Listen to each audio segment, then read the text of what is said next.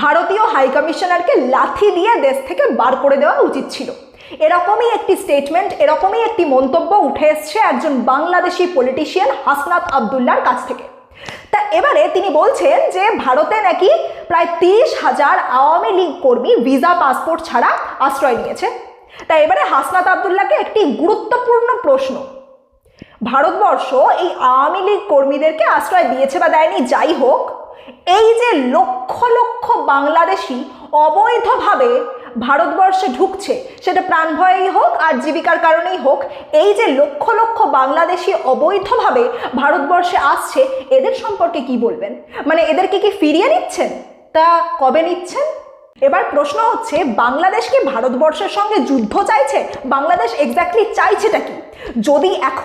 যদি এখন Bangladesh provocative slogans বা কোনো কিছু করে সীমান্তে যুদ্ধ সংক্রান্ত কোনো অজুহাত তৈরি করে, আর ভারতীয় সেনাবাহিনী যদি তা প্রতিরোধ করার জন্য বাংলাদেশে ঢুকে পড়ে, তখন এই ধরনের উস্কানিমূলক বাজার গরম করা ভাষণ দেওয়া বাংলাদেশিদের খুঁজে পাওয়া যাবে তো?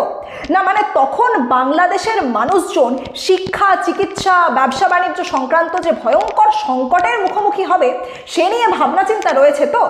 দেখুন, কথাতেই আছে যে যারা যুদ্ধ চায় তারা যুদ্ধে যায় না, আর যারা যুদ্ধে যায় তারা কিন্তু যুদ্ধ চায় না।